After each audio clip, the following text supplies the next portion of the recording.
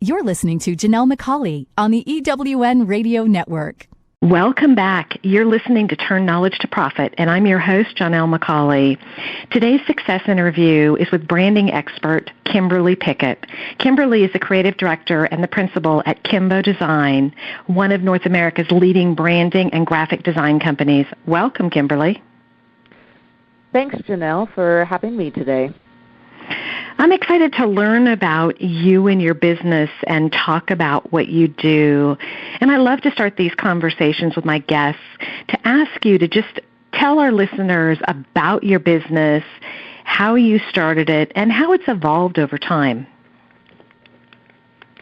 Sure. So I started Kimbo Design 15 years ago, and I'm originally from Oshawa, Ontario. I moved across Canada to Vancouver, BC, and set up shop. I started freelancing here and slowly built up the agency. It's transitioned and evolved over time. It was more focused on design, and now we're a full-service advertising agency. In terms of my name, Kimbo has always stuck with me since I was small. So my dad used to call me Kimbo. That was my nickname. So I actually kept that name because I thought it worked really well, and people just love to say it. So that's how that formed. Interesting. So in the beginning, you were doing one-on-one consulting with companies? Yeah. So I was doing about everything. I was doing programming, I was designing, I was doing accounting, I wore all hats like every entrepreneur does when they first start business. So how did you start to make that transition? Because I think a lot of people are thinking, that's what I'm doing it all. And how do they go? Because they want to be where you are. So how did you make the transition from doing everything to really focusing on your area of expertise and doing the things that you love doing and kind of building your agency? So in terms of transitioning into a bigger shop, a bigger creative agency, you have to kind of set limits on yourself. You can only do so much. You're human, and you have to enjoy this life that we're all given. So I realized that I needed a team. I needed a team to go where I wanted to go. And I play a lot of sports, and I set goals for myself. And so that kind of came into play, and I knew that I wouldn't be able to do everything. So I started to just kind of chop myself in half every time I would get so busy at doing one thing, and then I knew that I could hire for that position. So if I was doing a lot of designing and it was just taking up majority of my time, but I also had to do some programming or all the other stuff, then I would hire that position. So basically that's how I built the company, but I built it up slowly. So I just began to chop myself in half every time I would get too busy doing one thing. And that's kind of worked for me in the last 15 years. So, yeah. I like that. Was your long-term goal to have a business like Kimbo that you have today, or has your goal evolved over time? So my long-term goal was always to have a studio. So I always dreamed about having a creative agency and my own office and workspace. So I put that on my list of dreams, and I had a notebook putting, what I wanted in life, and wrote it down, and then I would just set up plans to kind of get there. And if I didn't get there, I didn't get there. If I did, I did. So I always kind of had a plan. I had a goal, but I didn't necessarily know how I was going to get there. It was you have a plan, but it doesn't always go as planned, right? So, but if you have your goals, you can. If you have your goals, then you can get there, for sure. I think that, to be honest, I think that it very rarely goes the way we envision it going. I'm not doing today what 5 years ago I thought I would be doing. Now, I love what I'm doing, and I love the way things came together, but I never could have envisioned doing what I'm doing. But I think you talked about a couple things that I think are really important. One is having a really clear vision of what you want. And we just did a recent interview with Carrie Connolly, who talked about vision and having a clear vision being so key to your success. And I love that you shared that you had your vision, but you didn't necessarily know how it was going to happen. And I think that trips up a lot of people because they know the what, but they don't know the how, so they freeze and do nothing.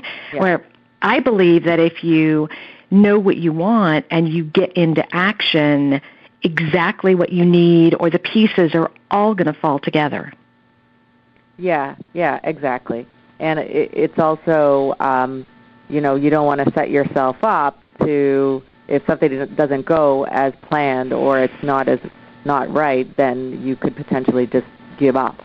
And I see that what a lot of people do because and I think that goes back to, your personality. You've got to be resilient. You've got to roll with the punches because it ain't going to go your way a lot of the time. Right? No, you have to be really flexible. I absolutely agree. And realize that you may have thought it was supposed to go a certain way, but in reality, it's supposed to go, instead of going left, it's really supposed to go right. You just didn't know that. But I think being resilient is so important. And then, you also talked about outsourcing, and I love it when you say kind of when you get to the point where you're doing so much of something, chop it in half and get some support. I think a lot of people want to get help or say they want to outsource or they want to build their team, but they're so concerned about how to find someone and then also the cost, paying them. Do you have any advice or how did you get through that? Yeah, so that mentality is like, well, I can do it myself. Why would I pay somebody to do that? But that's all wrong. You gotta you gotta spend your money in order to make money, because you're not going to get far if you keep all your nickels and dimes. You have to fork it out. You have to be comfortable spending, right, and feel good about it. Because the moment I did that was the moment I started to make more money. The moment I just started to spend and not save, like it was just like that mentality just helped so much. And then I wasn't afraid to say, okay, well, I'm going to let this go and I'm going to pay for this, and I'm going to concentrate on something that's going to make me money, right? Why concentrate on something that is not actually like doing the accounting or bookkeeping? That's a waste, right? So, especially when it's not your expertise, right? Right. So, I always remember a story from a coach who talked about having a conversation with her coach. And, she was making at the time probably $100 or $125 an hour, and she was doing a lot of tasks that she could have outsourced at $25 an hour. And her coach said, okay, so you're doing things that are way below what you should be doing, spending your time on, because you could be bringing in way more money. And then she said, I just want to ask you one question. At the end of the day, would you hire yourself again based on the quality of work that you did? And she stopped and thought, And she said, absolutely not. So not only was she doing work that she could have outsourced at a lot less cost, it wasn't even being done effectively. And that was kind of that light bulb moment. And I think for you, once you start focusing on the things that are really your genius and your expertise, exactly, the business really grows. So that's a great reminder. Yeah, exactly. And that's what it's about. It's about letting go of, the busyness, right? So that you can grow your business. Mm-hmm. And I think a lot of people forget that. We get so busy doing all the things that we do. And I know sometimes I'm guilty of doing things because I know how to do them, I'm comfortable doing them, and they're easy to do, versus focusing on the things that are really going to move the dial and move the business. So I've had to make sure that, in my days, I really pay attention to where should my time be, and it's made a huge difference in the results. Yeah, for sure. I agree. So we need to take a real quick break, and when we come back, I want to continue the conversation, and I'd love to have you share a little bit off topic, but not really, and talk a little bit about branding and graphic design, because I think that is an area that people get really confused when they're building a business, to know when to go to an expert and how an expert like yourself can help them. Okay? Sure. This is Johnell McCauley, and you're listening to Turn Knowledge to Profit. Welcome back. You're listening to Turn Knowledge to Profit, and I'm your host, Johnell McCauley. Today in our success interview, we've been talking with Kimberly Pickett, the creative director and principal at Kimbo Design. And before the break, we were talking about how you really grow a business by leveraging your resources and really focusing on the things that you do well and not trying to do everything. And I'd love to ask you, Kimberly, I know that there's a lot of confusion in when to use a company to help them with branding, with graphic design. I know there's an awful lot of things that are being done online. Can you give us some insights, maybe some questions we can ask so we know when we're ready to actually get help, and maybe the difference in the value between someone trying to do it themselves versus really getting an expert to help them build their brand and their image? Yeah, sure. So in terms of what's happening in online and in branding and graphic design and marketing, a lot of businesses are now seeing the results of having a great website, because it's just like having a great business card when you give it to somebody who wants to know a little bit about your business. It's all about image. This whole world is about image, and having high-end branding is key for businesses to grow and for them to survive.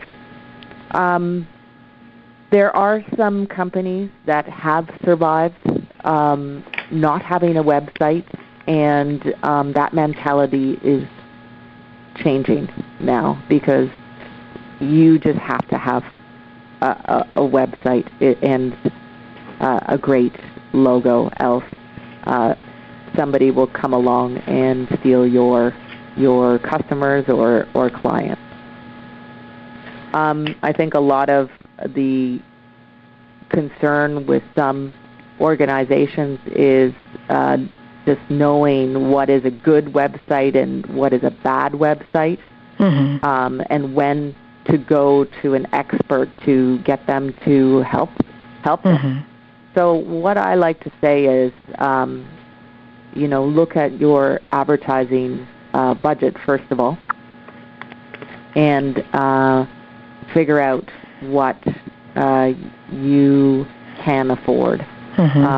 In terms of what we do a high-end custom website and also branding. So our typical clients are, some are small to medium-sized businesses and also large organizations that have budgets for advertising and advertising campaigns. And they need to reach a certain audience, and they need to reach a certain target. A lot of our clients that come through the door, sometimes they do go cheap, and they will buy a website for, a few $1,000s and be upset because they didn't get what they wanted and that sort of thing. So I think knowing the market first and kind of looking at different solutions is really key. But having an agency is going to add value to your company and business. And if you're looking to grow or rebrand, it's best to have an agency as a partner because they'll help you do that. Do clients, when they come to you, need to really have a good understanding of who their client is, who their demographic is, or is that something that you help them do too?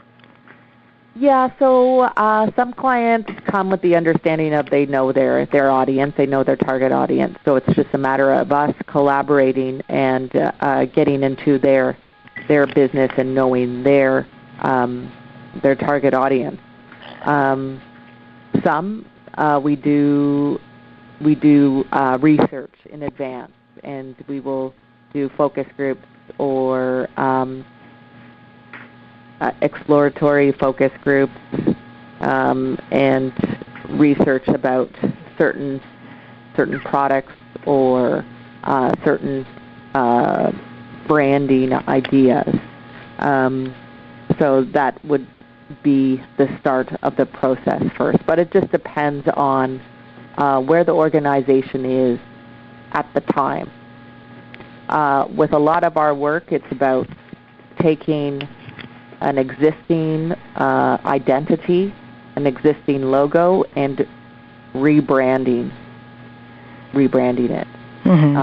Sometimes we do deal with startups, but that's rare. We'll more deal with a sub-brand, creating a sub-brand from a main established brand. Interesting. Do you find that companies are really vested in what they've already got, or when they come to you, are they open to taking that step back and really listening to some of the ideas to help them grow? Yeah, so with the clients that are a fit with Kimbo, it's always they are coming to us for our expertise. They're not holding on to anything because they need our help badly. And that's just you can tell by that first meeting that we need to do something here, else competition is going to come in and just dominate, right? Because technology is going so quickly, and getting your brand out there online successfully and through different channels is a must. Else you're just going to go back to the phone book days and be stuck in the phone book kind of decade. So it's now you have to look at ways where you can connect with your audience in that online channel effectively, which is very hard to do if somebody is not in that realm or know that industry or know what's going on with insights and trends that are happening. So yeah, a lot of the clients will let go of anything that they've done and say, let's start from scratch, and they'll tell me their outcomes and their goals, and then I will get them there. I know that you were recently named one of Canada's top 100 female entrepreneurs. What do you think helped you get that distinction? Because that's something to be very proud of. Mm-hmm. So with that award, I started 6 years back submitting. And every year, I didn't get it for some reason, so I'd always follow up and have a little debrief and then look at all the winners, study the winners, look at what they have accomplished, and kind of figure out what I need to do in order to get on that list. So so I set up a goal for myself where it was, I read a lot of the articles about these women, and I found it inspirational, and I put it down on my list.